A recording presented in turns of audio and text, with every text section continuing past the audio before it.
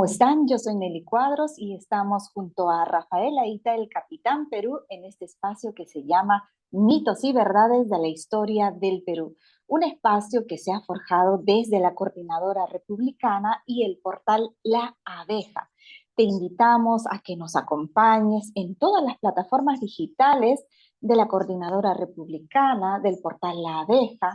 Estamos también en BHTV, nuestro canal, en VES TV, en Conectados TV y en WIN, con el anhelo y el entusiasmo de incentivar a que nuestros jóvenes, docentes y por supuesto también padres de familia puedan interesarse más en investigar y en conocer lo amplio de nuestra historia peruana.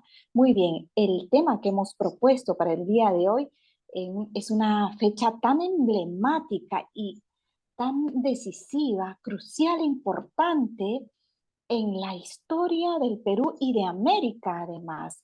Es el 12 de octubre. Si hay motivos para celebrar y qué significa esta fecha en nuestra realidad actual. Muy bien, quien nos va a detallar a mayor profundidad acerca de esta fecha tan importante es Rafael, el Capitán Perú, a quien le damos la bienvenida. Buenas noches, Rafael. Hola Nelly, buenas noches. Y así es, precisamente, esta ha sido una fecha muy controversial en los últimos años, en donde el debate acerca del 12 de octubre se ha centrado bastante en cómo considerar este evento del descubrimiento de América, que inicialmente se conversaba como un encuentro de dos mundos, ¿no? Recordemos 1992 se tomó como la celebración de los 500 años del encuentro de dos mundos, pero muchos comenzaron a decir que esto no fue un encuentro, y estas ideas fueron creciendo hasta el día de hoy, en donde se menciona que no hay nada que celebrar, no fue un descubrimiento, fue una invasión, que es una fecha de oprobio, y que más bien incluso se ha propuesto incluso la fecha del 11 de octubre como el último día de libertad de los pueblos originarios, ¿no? Y por lo tanto, desde entonces, cada 12 de octubre estamos recibiendo reiteradamente estos mensajes que es una fecha más, que hay más para lamentar que para celebrar. Y precisamente ahora es que vamos a poner esa versión a prueba, porque sin desconocer los abusos que se dieron durante la época del descubrimiento y de la conquista, pues también hay que poner en perspectiva que no se puede dejar de lado todos los aspectos positivos que ocurrieron en nuestro territorio, especialmente en el Perú. Dentro de todo lo que sucedió, el Perú fue un país muy privilegiado, ¿no? Fue un territorio muy privilegiado dentro de este proceso. Recordemos que en el Perú se fundó la primera universidad de América, incluso 200 años antes que se funde una universidad en Estados Unidos. Y esta fue la Universidad de San Marcos. Y no fue la única universidad, como el día de hoy, pues se piensa que solo las universidades eran de acceso para los criollos. Tuvimos dos universidades en Cusco, la Universidad de San Antonio Abad, que existe hasta el día de hoy, y la Universidad San Ignacio de Loyola. Se fundó universidades también en Quito, en Chuquisaca. Estos eran universidades para los andinos, no para criollos. Tú no vas a fundar dos universidades en Cusco para criollos. Y no solamente fueron universidades, también tuvieron el Colegio San Francisco de Borja de Cusco y tuvimos el primer hospital de Sudamérica, ¿no? Sí, que desmiente esta versión acerca de la intención de cometer un genocidio, porque si tú vas a querer cometer un genocidio, no fundas un hospital.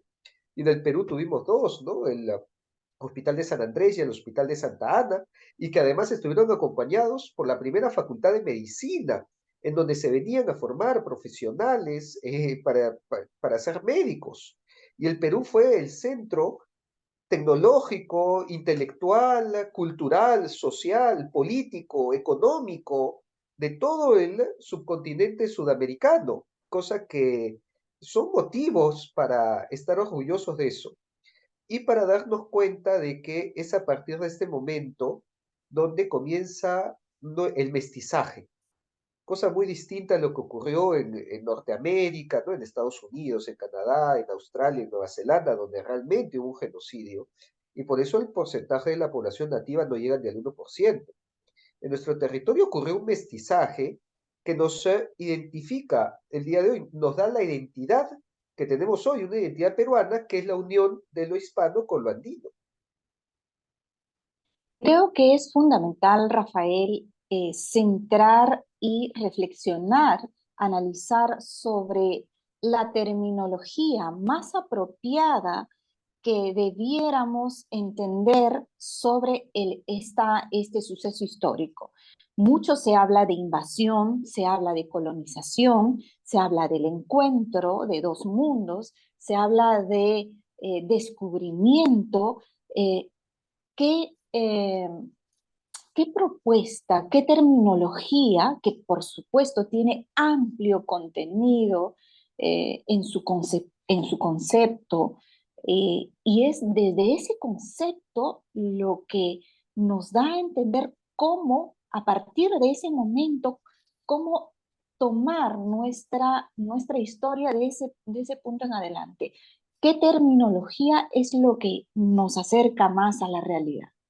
Bueno, la mejor terminología era la que se usaba en la época y que éramos los reinos del Perú, o en todo caso llamarlo un virreinato, o la época virreinal, aunque éramos un reino dentro del imperio hispano y un reino que nosotros no nos imaginamos incluso el alcance que tuvimos. Y para esto voy a mostrar el mapa de lo que eran los reinos del Perú en aquella época. Lo que aquí podemos ver era la extensión del virreinato del Perú. Y este era un reino que iba desde Panamá hasta la Patagonia. Todo esto era el Perú, cosa que gran mayoría de los peruanos ignoramos.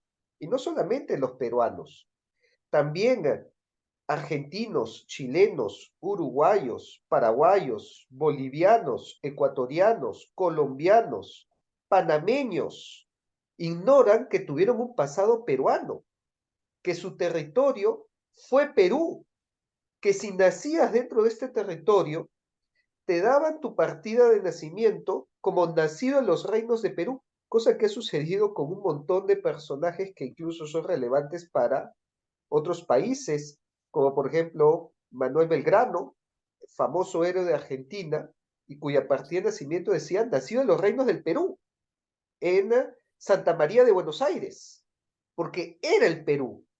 Argentina tiene un pasado peruano, al igual que Chile, al igual que Colombia, al igual que Ecuador, al igual que Panamá. Todos ellos eran el Perú. Esto es lo que fue el Perú durante el virreinato. Y esto es algo, pues, que los peruanos debemos ser conscientes de esta grandeza, de hasta dónde se extendieron nuestras fronteras y nuestros territorios. Así que la época, la etapa de mayor expansión del Perú fue durante el virreinato. Nunca hemos sido tan grandes como lo fuimos en aquella época. Eso es algo que también vale la pena rescatar y eso es algo que nos debería unir con nuestros países hermanos, ¿no? Con países como Colombia, Argentina, Bolivia, Chile. Nos seríamos más cercanos y más unidos si se enseñara a todos nosotros y a ellos también que ellos fueron el Perú y que dentro de sus países tuvieron una historia peruana. Y muy importante el rescatar ese entendimiento de lo que significó territorial y geopolíticamente la etapa del virreinato, que lo estamos poniendo de lado muchas veces. Sin embargo, quiero recalcar la pregunta: ¿cómo podemos denominar o qué concepto se acerca más al hecho histórico de la llegada de la hispanidad hacia estas tierras americanas? ¿Cuál es el concepto que debiéramos más usar, entender, ¿no? Si es colonización, invasión, encuentro, descubrimiento, porque depende de esto también, cómo reflexionamos y cómo tomamos nuestra realidad actual en una en un contexto cultural de mucho mestizaje, mucha riqueza del componente hispano, pero también del pasado ancestral. Entonces, creo que es fundamental hacer hincapié en el entendimiento del concepto que significa esta etapa. Bueno, definitivamente un nombre que debemos dejar de utilizar es invasión. El concepto de invasión no aplica para lo que sucedió en el Perú, porque incluso recordemos que la primera oleada de españoles que llegaron junto a Francisco Pizarro entraron a Cusco con la venia del Inca, de aquella época, de Manco Inca. Y por lo tanto, pues quien te invita a su casa no es un invasor, ¿no? Entonces nunca hubo una invasión de Cusco. Es más, las probanzas de la época mencionan que Pizarro fue recibido en el Cusco con holgura, que en el lenguaje de la época significa con fiesta, con mucha alegría, porque se veía a Atahualpa pues como un usurpador, ¿no? Como alguien que había atentado, como un enemigo en contra de Huasca, y por eso se aliaron a Pizarro. No podemos hablar pues de invasión, porque un invasor que llega solamente a robar y a saquear, como se habla el día de hoy, no deja una infraestructura, no deja ciudades, no deja iglesias, no deja un idioma, no deja una religión, ¿no? De repente, pues como, por ejemplo, sucedió con Chile en la época de la Guerra del Pacífico, como sucedía con las invasiones vikingas, ¿no? Llegaban, robaban, saqueaban y se iban. No construían iglesias, no construían universidades, no construían colegios, no construían hospitales, no dejaban una arquitectura. Algo similar vemos en los países que recibieron la colonización inglesa o francesa. En estos países, ya sea del África o de Norteamérica, en Estados Unidos tampoco vemos grandes infraestructuras coloniales, ¿no? No vemos pues una gran cantidad ni de universidades, ni de hospitales, ni de iglesias. En los países del África lo que dejaban era pues el cuartel militar y el puerto para sacar los recursos y el cuartel para mantener la paz. Acá vemos que no sucedió eso, sino que se desarrolló el arte, la música. Tenemos la escuela cusqueña, que hasta el día de hoy es asombro del mundo, ¿no? Este estilo artístico. Tenemos que la primera polifonía que se escribió en el continente americano fue en quechua, no fue ni siquiera en español ni en inglés. Eso debe ser un orgullo artístico para nosotros. Tenemos la platería, el arte que se desarrolló en la platería también. Entonces hubo un brote cultural producto de este encuentro que no calza para nada con una invasión, ¿no? Se le podría llamar conquistas, se le podrían llamar alianzas, pactos, tal como dice Ramón Mujica Pinilla, ¿no? Que fueron más importantes los pactos que los enfrentamientos porque existieron toda una serie de alianzas muy complejas que definieron el curso de lo que sería todo el virreinato. Pero dentro de todo esto existió un brote cultural de sincretismo, de mestizaje, y que este brote nos ha dado la riqueza que tenemos el día de hoy en nuestras fiestas, en nuestra gastronomía. Nuestra gastronomía es un perfecto ejemplo de la riqueza de esta unión, porque muchos de los elementos de nuestra gastronomía son herencia también hispana. Y de la misma manera, incluso eso de la gastronomía española. Recordemos que el plato bandera de España es la tortilla española que está hecha con papa peruana, ¿no? y es su plato bandera. Entonces, esto fue también en los dos lados, ¿no? Tenemos pues que la gastronomía, en la música, o sea, no existiría la música de nuestro folclore si no fuera por los instrumentos de cuerda que trajeron los españoles. No existiría música criolla, no existiría la marinera. Entonces, esto fue parte de esta unión. Incluso el rescate de nuestros idiomas y de nuestras lenguas, porque recordemos que los primeros diccionarios de quechua Y la primera gramática la escribieron los evangelizadores para poder evangelizar en el idioma. Y es por eso que el quechua tiene el segundo diccionario más antiguo de la historia después del español. O sea, antes que exista un diccionario en inglés, antes que exista un diccionario en italiano, antes que exista un diccionario en alemán, existió un diccionario en quechua. Y eso no se puede desconocer y eso también es motivo para alegrarnos, para estar orgullosos y para celebrar este encuentro que nos enmarca dentro de lo que nosotros somos, dentro de toda la riqueza que tenemos. Esa riqueza nunca existiría si no hubiera sido por este encuentro, ¿no? Recordemos pues de que, por ejemplo, para poner más ejemplos, estamos orgullosos del pisco, pero el pisco nunca lo hubiéramos tenido si los españoles no hubieran traído la uva, porque la uva no es originaria del Perú. Entonces, vamos, estamos hablando, el caballo de paso, tampoco existían caballos en el Perú prehispánico. Entonces, son toda una serie de elementos religiosos, culturales, artísticos, musicales, de indumentaria, de fiestas, de gastronomía, que el día de hoy nos hace estar orgullosos y lo mostramos al mundo como algo que nos es bandera y que nos es nuestra, digamos, imagen ante el mundo, pero renegamos de dónde vino. Y eso es bastante incongruente, ¿no?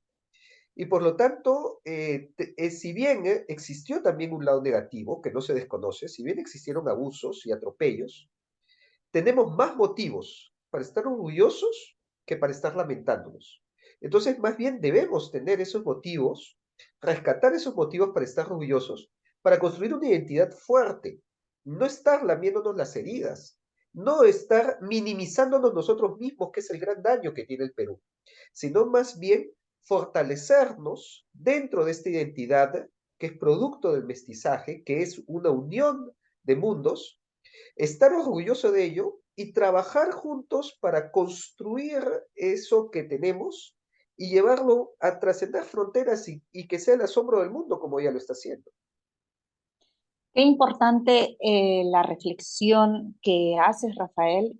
Y creo que es fundamental recordarlo en este mes de octubre y después ya de más de 500 años de haber transcurrido desde la llegada y el encuentro de una cultura diferente a la realidad que era en ese entonces nuestro, nuestro territorio. Y creo que es algo fundamental, algo que has mencionado. Primero, vayamos al tiempo actual. Hoy por hoy, creo, no cabe duda que ningún peruano pueda estar orgulloso, dichoso de todos los elementos que nos identifican en estos tiempos actuales.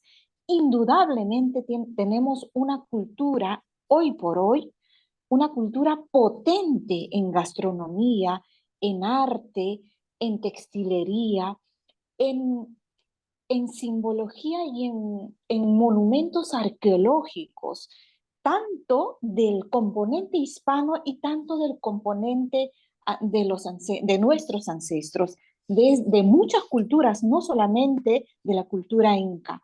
Pero algo que es importante, que creo que debemos aterrizar en esta reflexión, todavía existe esa nube gris eh, tácita en la mente de la gente donde no ha habido, no hay una reconciliación o una aceptación o un entendimiento pleno de todo lo bueno que somos ahora. ¿Cómo es que ha surgido? Indudablemente, en el proceso histórico de la llegada de los españoles ha habido actos que contravienen a la paz y por supuesto que ha generado esos choques que han generado guerras, muerte, por supuesto, innegablemente. Y cuando las voces que promueven el indigenismo lo hacen desde el punto de vista de generar en estos tiempos actuales un rencor, una revancha, un rechazo a lo que es nuestra realidad actual, entonces lo que genera en el sentimiento colectivo es una cultura de confusión, de frustración, de duda. Yo creo que más bien debemos comprender los hechos históricos pasados como, como lo que fueron, pero también rescatar todo aquello que es bueno, todo aquello de lo que hoy por hoy nos sentimos orgullosos y que corresponden con objetividad, con evidencia a nuestro orgullo patrio, a nuestro orgullo nacional que va desde la música en todas sus variantes y en todos los rincones de nuestra patria, desde la costa, la sierra, la selva. La parte de la música, la parte de la arquitectura, la parte de la gastronomía, la gran cultura de fe, la gran cultura religiosa que tiene el Perú, que es imponente y reconocido en el mundo. Creo que hay tantos elementos del cual podemos sentirnos en estos tiempos orgullosos y hurgar la herida desde el punto de vista de buscar un lamento, creo que no suma, no fortalece a la cultura de unidad que pretendemos, que forjamos, que nos entusiasmamos en construir en estos tiempos de división. Creo que es importante conocer nuestra historia, pero también desde un punto de vista de reflexión positiva que bien nos hará proyectarnos a un futuro mejor, que es lo que al final queremos todos los peruanos. Y creo también que es importante reconocernos en esta realidad actual como una nación con un mestizaje tan amplio. Creo que en comparación con otros países tenemos un mestizaje muy integral, muy variado, con muchísimos elementos que creo que es también necesario e importante reconocerlo. Rafael, vayamos a otra pregunta importante. ¿Por qué la necesidad de generar, ya pasado 500 años, un mensaje que cala en la conciencia, en el corazón, en el espíritu de los jóvenes, de un mensaje más bien de confrontación? ¿Y cuál es la consecuencia de seguir manteniendo este mensaje principalmente en los colegios y en las universidades? Bueno, aprendamos de otros ejemplos de países que también han sufrido eh, actos terribles en la historia y que el día de hoy son en potencia, ¿no? Corea fue arrasado por Japón. China también sufrió una invasión japonesa terrible. Los mismos japoneses recibieron dos bombas atómicas hace muy poco. Y vemos que ellos no solamente han superado esos problemas, sino que han construido potencias mundiales, a pesar de haber sido aniquilados. Pero no se han quedado lamentándose en eso, sino que han mirado hacia adelante y han construido lo que ahora son. Y el Perú tiene muchas más razones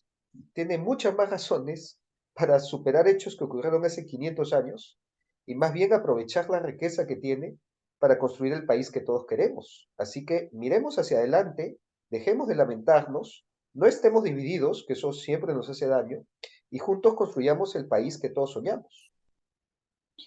Y por supuesto, algo que es importante es acercarnos a entender y conocer, comprender y reflexionar acerca de los hechos evidentes, objetivos de nuestra historia, sin ideologías, sin Ujú.